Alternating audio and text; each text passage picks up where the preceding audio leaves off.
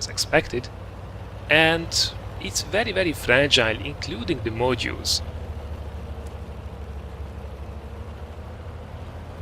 One of the downsides really is that you very easily get tracked and your engine knocked out from a single hit, which is basically a death sentence, and when that keeps happening to you over and over, it's something that will definitely be rather annoying. Something else that you also kinda see here is that you have rather limited gun depression. You only have 4 degrees at your disposal at the front of the tank, so that certainly will be a limitation working ridge lines like, for example, here. Now this is a rather cheeky thing to do. We get some nice shots at these enemies, but we are also exposing ourselves to all the tanks on the enemy ridge, and whoa! That guy has made a really aggressive move. Unfortunately, we get 2 hits into us, taking about a third of our health away. This thing only has 600 HP, so we really have to be careful to maintain that for the later stages of the battle. Now, Mr. Super Aggressive guy has been already taken out, so that's definitely a positive. We have to be careful, we are kinda here in the middle of the action, and that's not necessarily where the AMX 12t is best used, at least not at this stage. This thing, as most autoloaders are, and well, engine knocked out, there we go. It was actually lucky that we did not get tracked as well. So this thing is really an opportunist, which means we are waiting for possibilities where we can jump on opponents and take them out without overexposing ourselves really. The gun that we have is a 6-shell autoloader, and no, unfortunately that's a little bit too steep for us. And we are able to unload 810 burst damage if we are able to unload all the shells into our opponents. One of the advantages of this machine is really that it has a reasonably quick clip reload. The base reload for the entire magazine is 19 seconds, which is not bad at all.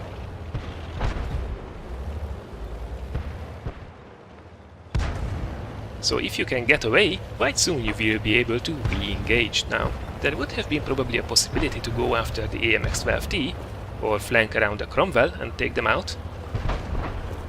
But Mali has his eyes on bigger game. There is a KV-85 Tier 6 heavy tank exposing the backside of its turret. If we can get some nice shots into it, that will be a very useful kill. He's pressuring the middle hard. There we go. The timing between the shells, and that's an unfortunate miss, that would have been a kill there, and then unfortunately it goes into the gun. Not really lucky. So the time between the actual shells is 2.2 seconds, rather average. Make this happen.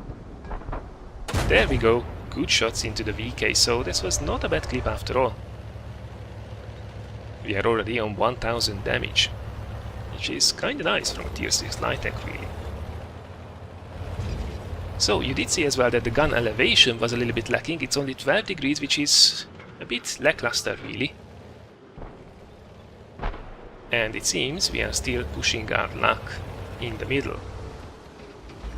And if we can get to take out this VK, that would be a rather big relief, would pretty much free up the middle.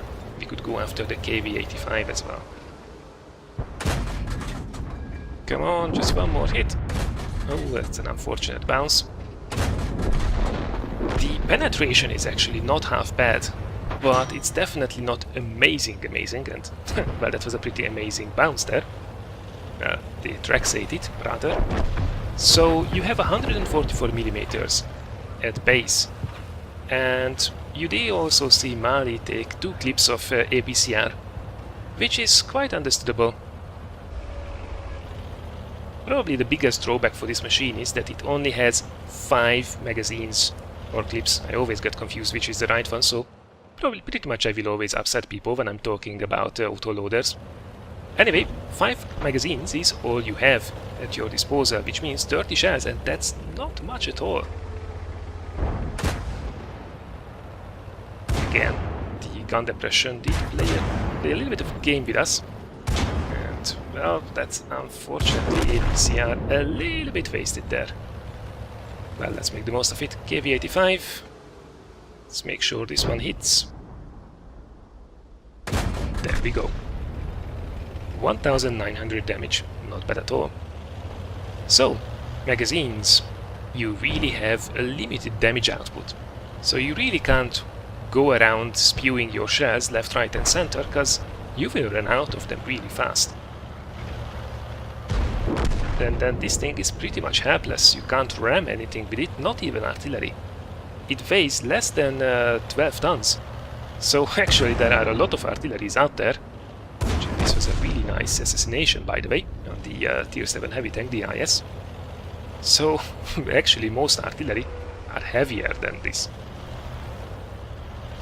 Alright, well, we have 3 AP shells remaining and 1 APCR. There are still 2 enemies left, an artillery and this AMX 12t. Now, hopefully we can get rid of this guy with a single shell, because probably the artillery is still full health. Now, this was a little bit risky there. We were pretty much offering ourselves for artillery on a silver plate. But I like what we are doing here. Circle around. We didn't break sight though in time, so we were pretty much visible, and oh, you really don't want to waste the shells like that. That's more like it.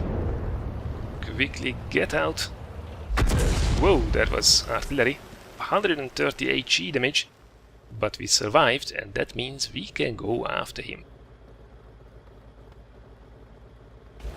Now, ammunition loadout, unfortunately, as we did take 2 kinds of ammunition, means that we have 1 AP shell left and 1 APCR shell, and there will be about 19-second reload between the 2. And we are the last tank alive, so this will be tricky. Luckily, if we can get around artillery, we have a pretty good idea where he is.